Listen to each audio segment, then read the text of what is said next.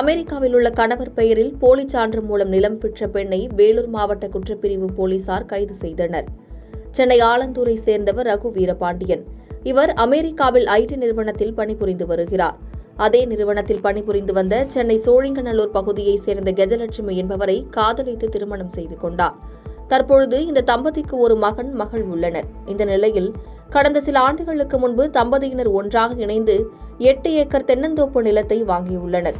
சில நாட்களுக்கு பிறகு தம்பதியினர் இடையே கருத்து வேறுபாடு ஏற்பட்டு பிரியவே இருவரும் விவாகரத்து கேட்டு சென்னை குடும்ப நல நீதிமன்றத்தில் வழக்கு தொடுத்துள்ளதாக கூறப்படுகிறது. இந்த நிலையில் அமெரிக்காவில் உள்ள ரகு வீரபாண்டியன் பெயரில் கஜலட்சுமி போலியாக வாழ்நாள் சான்றிதழ் பெற்று அவருக்கு தெரியாமல் 8 ஏக்கர் தென்னந்தோப்பை ரூபாய் 85 லட்சத்திற்கு விற்பனை செய்துவிட்டதாக கூறப்படுகிறது. இதுகுறித்து அறிந்த ரகு வீரபாண்டியன் சம்பவம் தொடர்பாக வேலூர் சத்துவாச்சாரியில் உள்ள மாவட்ட காவல் கண்காணிப்பாளர் அலுவலகத்தில் புகார் தெரிவித்துள்ளார். இந்த நிலையில் வேலூர் சத்துவாச்சாரியில் தங்கியிருந்த கஜலட்சுமியை காவல்துறையினர் கைது செய்து மத்திய சிறையில் அடைத்தனர். ராசிபுரம் அருகே 6 டிப்பர் லாரி வாகனத்தில் இருந்த பேட்டரி பொருட்கள் திருடப்பட்டுள்ள நிலையில் இதன் சிசிடிவி காட்சிகள் வெளியாகி பரபரப்பை ஏற்படுத்தியுள்ளது. நாமக்கல் மாவட்டம் ராசிபுரம் செல்லும் பகுதியில் அண்ணாமலையார் காம்ப்ளெக்ஸ் வளாகம் அமைந்துள்ளது. இப்பகுதி அருகே ஜல்லிக்கற்கள் ஏற்றி செல்லும் 6 டிப்பர் லாரி வாகனங்களை ஓட்டுநர்கள் நிறுத்திவிட்டு சென்றுள்ளனர். அப்பொழுது அப்பகுதி வழியாக ஆம்னி வாகனத்தில் வந்து இறங்கிய மர்ம நபர்கள் அங்கிருந்த டிப்பர் லாரி வாகனத்தின் பேட்டரி பொருட்களை திருடி செல்லும் சிசிடிவி காட்சிகள் பதிவாகியுள்ளது. இதனையடுத்து தகவல் அறிந்த டிப்பர் லாரி உரிமையாளர்கள் எலச்சிபாளையம் காவல் நிலையத்தில் புகார் கொடுத்துள்ளனர்.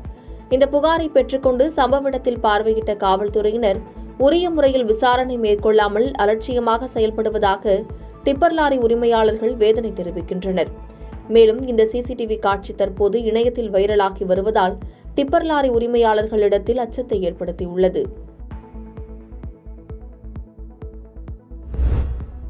கோயம்பேட்டில் ஆபத்தான முறையில் வீலிங் செய்தபடி ஆட்டோ ஓட்டிய நபரை போக்குவரத்து காவல்துறை பிடித்து அறிவுரை கூறி வீடியோ வெளியிட்டுள்ளது. கோயம்பேடு மேம்பாலம் கீழே அண்ணா நகர் செல்லும் சாலையில் ஆட்டோ ஓட்டி வந்த நபர் ஒருவர் திடீரென வாகன ஓட்டிகளை அச்சுறுத்தும் வகையில் வீலிங் செய்தபடி 2 சக்கரத்தில் ஆட்டோவை ஓட்டியுள்ளார். இதனை பிரபல யூடியூபரான பிரசாந்த் என்பவர் தனது காரில் இருந்த கேமரா மூலம் பதிவு செய்து ட்விட்டரில் பதிவிட்டு காவல்துறை நடவடிக்கை எடுக்குமாறு குறிப்பிட்டிருந்தார். இந்த காட்சிகள் சமூக வலைதளத்தில் வைரலானதை தொடர்ந்து ஆட்டோவை இயக்கிய நபர் யார் என்பது குறித்து கோயம்பேடு போக்குவரத்து போலீசார் ஆட்டோவின் எண்ணை வைத்து தீவிரமாக தேடி வந்தனர். இந்த நிலையில் அது விழுப்புரத்தை சேர்ந்த நபரின் ஆட்டோ என்பதும் சென்னையில் முத்து என்பவர் அந்த ஆட்டோவை ஓட்டி வந்ததும் தெரிய வந்தது. இதையடுத்து அந்த நபரை பிடித்த போக்குவரத்து போலீசார் அவர் மீது 2 பிரிவுகளின் கீழ் வழக்கு பதிவு செய்து அறிவுரை கூறினர்.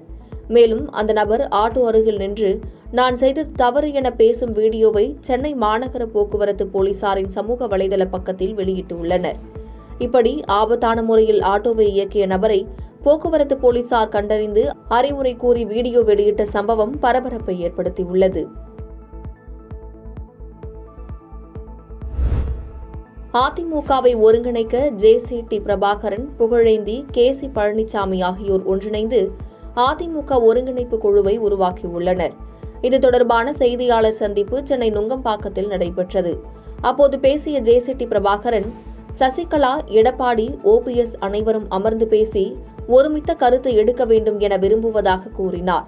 பின்னர் பேசிய புகழேந்தி, அதிமுகவை ஒருங்கிணைக்கும் எங்கள் முயற்சிக்கு எடப்பாடி இறங்கி வருவார் என்ற நம்பிக்கை உள்ளதாக கூறினார். இதனைத் தொடர்ந்து பேசிய கே.சி. பழனிசாமி, நாங்கள் எந்த அணியையும் சாராமல் அதிமுகவை ஒருங்கிணைக்கும் பணியில் முயற்சி செய்ய இருக்கிறோம் என கூறினார். மேலும் உள்கட்சி பிரச்சினைக்கு முற்றுப்புள்ளி வைத்து பயணிக்க வேண்டும் என்றும் கூறினார். என்னுடைய முன்னுரையை நீங்க சரியா கவனிக்கல. நான் என்ன சொன்னேன், ஒருங்கிணைப்பு குழு என்று வைத்துவிட்டு ஓர் அணியில் நிர்வாகியாக இருப்பது பொருத்தமாக இருக்காது என்பதால் நான் கழக தொண்டர்கள் உரிமை மீட்பு குழுவிலிருந்து பதவியிலிருந்து விலகிக் கொள்வேன் முதல்ல சொன்னேன். நான் நீங்க கவனிக்கல. ஏன்னு சொன்னா, இங்கே இருக்கிற நாங்கள் எந்த அணியும் சாராதவர்களாகவும் விருப்பு வெறுப்பு இல்லாதவர்களாகவும் எல்லோரையும் அரவணைத்து செல்கிற பாங்கு உடையவர்களாக இருந்தால்தான் இது வெற்றி பெற முடியும் என்று நம்புகிற காரணத்தோடு முன்னுரையில் அதை நான் சொல்லிவிட்டேன். இன்னொன்று, எந்த கட்சியோடு யார் கூட்டணி சேர்ப்பது என்பதை பற்றியெல்லாம் விவாதிப்பது எங்களுடைய வேலை அல்ல.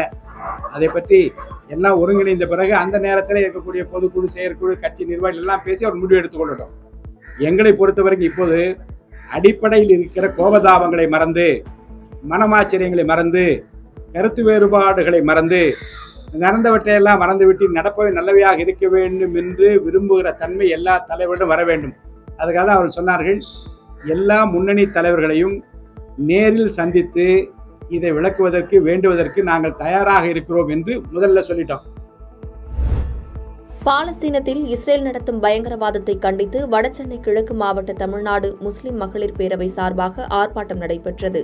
பாலஸ்தீனத்தில் இஸ்ரேல் நடத்தும் பயங்கரவாதத்தை ஐநா தடுத்து நிறுத்த சென்னை புதுவண்ணாரப்பேட்டை கிராஸ் ரோடு ஆவின்பூத் அருகே தமிழ்நாடு முஸ்லிம் மகளிர் பேரவை வடசென்னை கிழக்கு மாவட்டம் சார்பாக ஆர்ப்பாட்டம் நடைபெற்றது. இதனை மாநில செயலாளர் மரியம் நிஷா தலைமையேற்று நடத்தினார். இதில் விடுதலை சிறுத்தை துணை பொதுச் செயலாளர் எழில் கரோலின், தமிழ்நாடு முஸ்லிம் முன்னேற்றக் கழக வடசென்னை மாவட்ட தலைவர், மாவட்ட செயலாளர் உள்ளிட்டோர் கலந்து கொண்டு கண்டன கோஷங்களை எழுப்பினர். மேலும் பாலஸ்தீன மக்களை பாதுகாக்க அனைவரும் ஒன்று சேர வேண்டும் என்று கேட்டுக் கொண்டனர். பாலஸ்தீனத்தின் மீது போர் தொடுத்திருக்கும் இஸ்ரேலை கண்டித்தும் அந்த போரை உடனே நிறுத்த வேண்டும் என்றும், அந்த பாலஸ்தீனத்திலே பெண்களும் குழந்தைகளும் படுகொலை செய்யப்படுகிறார்கள் என்பதை உலக நாடுகளுக்கு எடுத்து சொல்லும் விதமாக இங்கே இந்த ஆர்ப்பாட்டம் நடந்து கொண்டிருக்கிறது. அந்த இஸ்ரேலுக்கு ஆயுதத்தை அனுப்பி கொண்டிருக்கும் இந்தியாவை கண்டித்தும், உலக நாடுகள் எல்லாம் பாலஸ்தீனத்தை காப்பாற்ற வேண்டும் என்றும், இந்தியா அதனை உடனே தலையிட வேண்டும் என்றும், ஐநா சபை தலையிட்டு இந்த போரை நிறுத்த வேண்டும் என்றும் இந்த கண்டன ஆர்ப்பாட்டத்தின் மூலமாக கேட்டுக்கொள்கின்றோம். பாதகம் செய்பவரை கண்டால் நாம் பயங்கொள்ளலாகாது பாப்பா, மோதி மிதித்து விடு பாப்பா, அவர் முகத்தில் உமிழ்ந்து விடு பாப்பா. அண்மை செய்திகளை உடனுக்குடன் தெரிந்து கொள்ள இணைந்திருங்கள் இயம்நாடு தொலைக்காட்சியுடன்.